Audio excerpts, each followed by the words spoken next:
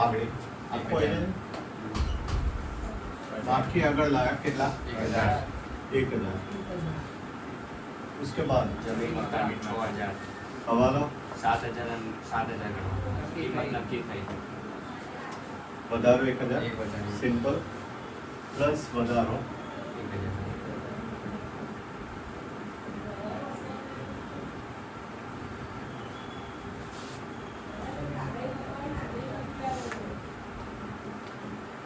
फिर free hold એટલે એના ઉપર કોઈ લોન ના લેવી અને ફ્રી હોલ્ડ ફેર કઈ ના પડે 3000 હવાલો ના 3000 फिर ફર્નિચર 3000 હવાલો 2000 નક્કી કર્યું ફર્નિચર 3000 માઇનસ ઘટાડો 1000 ને જો તો હા फर्नीचर खाते 1000 नेक्स्ट સ્ટોક 600 हवालो છે સ્ટોક 10% વધુ કિંમતે બતાવેલ છે બતાવવાનો છે નહીં બતાવેલ છે બતાવેલ છે એટલે 10% ઘટાડો કરવાનો બતાવેલ બતાવેલ મેં જેટલી વાર આ પોઈન્ટ લીધો છે એટલી વાર કીધું છે કે હું 100 વાર કરાવીશ ને તો 101 વાર ખોટો પડશે 110%. કૌંસમાં લખી દો સ્ટોકની ચોપડે કિંમત 10% વધુ છે આનો બીજો અર્થ એવો થાય 10% વધુ કિંમતે દર્શાવેલ છે એટલે સ્ટોકની ચોપડે કિંમત 10% વધુ છે બંનેનો અર્થ એક જ થાય મેં હું કીધું હતું જો ચોપડે કિંમત વધુ હોય અહીંયા બતાવું છું તમને 100 હોય પ્લસ 10 એટલે 110 થઈ હોય ને જ્યારે ચોપડે કિંમત વધુ હોય ત્યારે આ રીતે કરાય વધુ હોય તો 110 અને ઓછા હોય તો 90 એટલે 110 से 100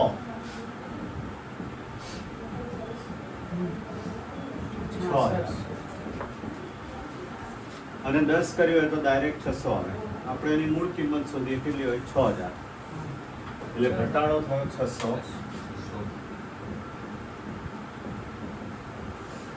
અને સ્ટોક ખાતે 600 નેક્સ્ટ એ વધારો 7000 7000 હવાલો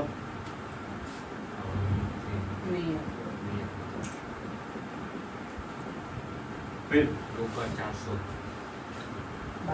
બાકી આગળ લાવ્યા 400 ઊંધી બાજુ મૂડી બાજુ ચલો પહેલાની મૂડી અહીંયા ઊંધું રહ્યો ધ્યાન રાખજો EFG બાકી આગળ લાયા ઈના કેટલા 8 8000. અને અહીંયા 5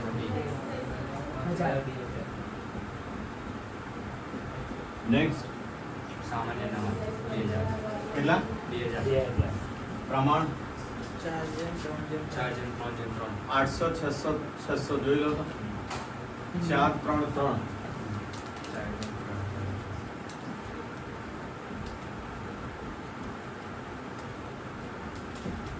નેક્સ્ટ સિમ્પલ છે એમાં કઈ ટાઈમ બગાડવો જ નથી લેણદાર કેટલા 8000. હવાલો નથી. હમ 2000. તમને દાખલો નાનો લાગશે પણ જે મૂડીમાં ડાયવર્ઝન આવશે ને એ ખતરનાક હશે પાઘડી આવડશે આમાં હવે અંદર જોયા વગર આપણા નિયમ પ્રમાણે બીજું પતી ગયું ને કઈ બાકી હવાલો રહ્યો હોય ચલો 600 રૂપિયા ખોટ આવે જુઓ ઈ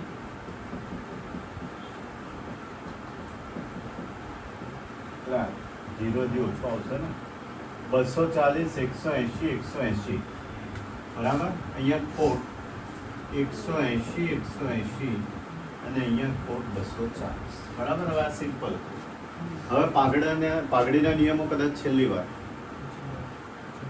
શરૂની બાકી આપી છે હા જૂની પાઘડી આપી હોય તો એને કાઢી નાખવી પડે એટલે માંડી વાળવી પડે જેટલા ઉધાર એટલા જમા કોને ઉધારીને જૂના ભાગીદારોને તો ઈના મૂડી ખાતે ઉધાર એફના મૂડી ખાતે ઉધાર તે પાઘડી ખાતે જોઈ લે ત્રણેય ખાતે ઉધાર પાઘડી કેટલી છે 1000 400 300 અને 300 અહીંયા EFG એફજીમાં ના વેચાય છે. સારો સવાલ, બહુ વહેલું પૂછ્યું ભૈયા. આ જૂની પાઘડી છે, હા. બરાબર. અહીંયા ઈ ખાતે 400,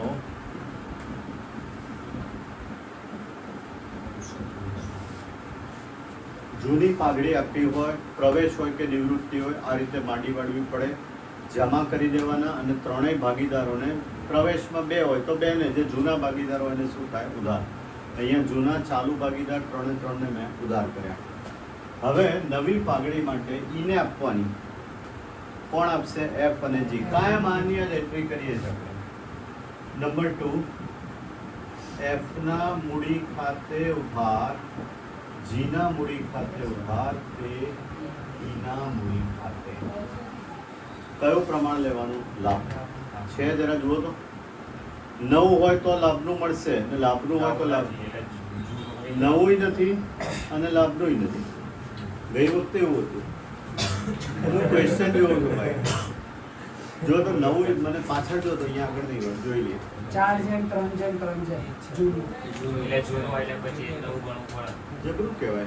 હું જોઈ લઉં, પણ નથી આપ્યું. જુઓ ના, યાર. સરખી રીતે રોકડ F અને હવે. G અને E ચૂકવવા માટે 2000 કાર્યશીલ મૂડી તરીકે રાખવા માટે સરખી હિસ્સા. એ તો બરાબર છે, પણ જે પાઘડી એટલે ત્યાગ હોય કે લાભ હોય નહીં. અથવા નવું પ્રમાણ હોય, એક પણ આપ્યું નથી. અહીંયા ત્યાગ તો સવાલ નથી. એટલે સરખા પ્રમાણ. એટલે જૂનું પ્રમાણ એ નવું. હું કરી દઉં તમને. 4:3:3 આ જતો હોય તો કયું કહેવાય? 3:3. એક છે. હવે પાઘડી કેટલી લખી છે જુઓ. પાઘડી સાદે. 7,000 નક્કી કરી. નક્કી કરી કે લે 7,000. 7,000. અને એમાં મારો ભાગ કેટલો? 4 છે ને? 4 દશાંશ એટલે 2800 પાઘડી લેવી પડે. અને 3:3 1:1 પણ કેવું હોય તો કહેવાય. 1400 અને 1400 જોઈ લો. આ તો દર વખતે ઉલટાનું સહેલું પડે, કારણ કે લાભ પણ નથી અને નવું પ્રમાણ પણ નથી. તો એફ ખાતે ઉધાર, જી ખાતે ઉધાર, તે ઈ ખાતે.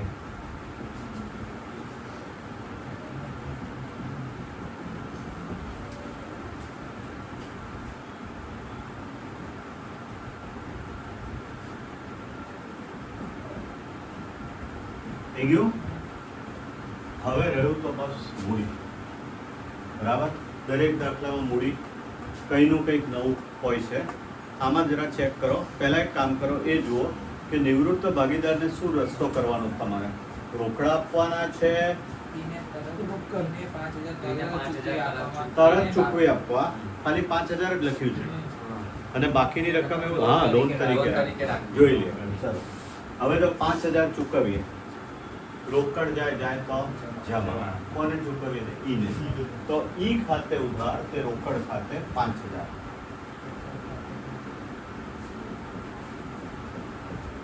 અહીંયા ઈ ખાતે ત્યાં ગયું રોકડ ખાતું આવે.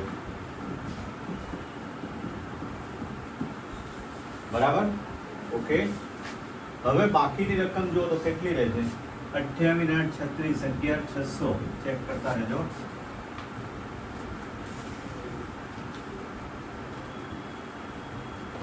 59,60 આવે છે. જુઓ,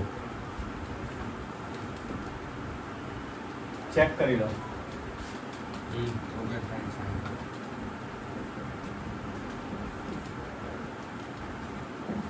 થઈ ગયું? 59,60. હવે હવાલો વાંચો. મેઇન પોઈન્ટ હવે આવે. F અને G એ ઈને ચૂકવવા માટે ઈને ચૂકવવા માટે એટલે ચૂકવી દીધા. એફ અને જી ઈને ચૂકવવા માટે તો ચૂકવી દીધા. પછી આગળ બોલો. 2,000 કાર્યશીલ મૂડી તરીકે અટકી જાઓ. કાર્યશીલ મૂડી એટલે શું? કાલે કીધું તું મેં. રોકડ. કઈ બાકી? આખરડી. કેટલા રૂપિયા? 2,000. 2,000 છે ને? હા. અહીંયા રોકડ. પછી શું કીધું છે? રાખવા માટે સરખે હિસ્સે જરૂરી રોકડ લાવવાની અટકી જાઓ. કઈ જ દીધું છે? સરખે હિસ્સે જરૂરી રોકડ લાવવાની. સરખે હિસ્સે આ 7,000 છે, આ 7,000 એટલે 6600 થયા.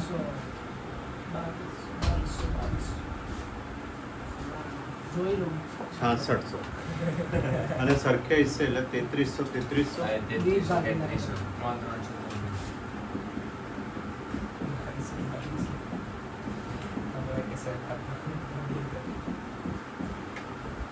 છાસઠસો ને મેં વેચ્યા હો ભાઈ આ 6600 ને બે લો આવું 5 જ દે અહીંયા ઉધાર અહીંયા જમા ખાતા જો ઉધાર લખ્યા ને આપણે એટલે ત્યાં લખ્યું 33 અને બહુ સહેલું પડ્યું ને આમ તો પતી ગયું લે. અને હવે બાકી આગળ લઈ જાઓ પતાવી દો પતી જશે કે આમાં ના ચાલે વિડીયો બનાવતો હોય ત્યારે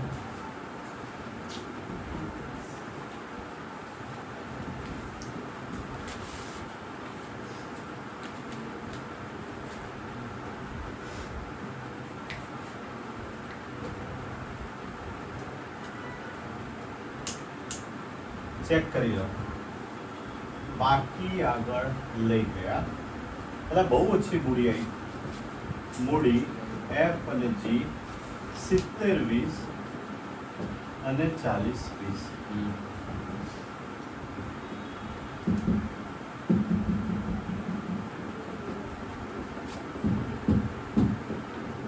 મળી ગયું તરત જ ટોટલ મને એમ કે ઓફવર્ડ આવી ગયું ઓવર એન્ડ આઉટ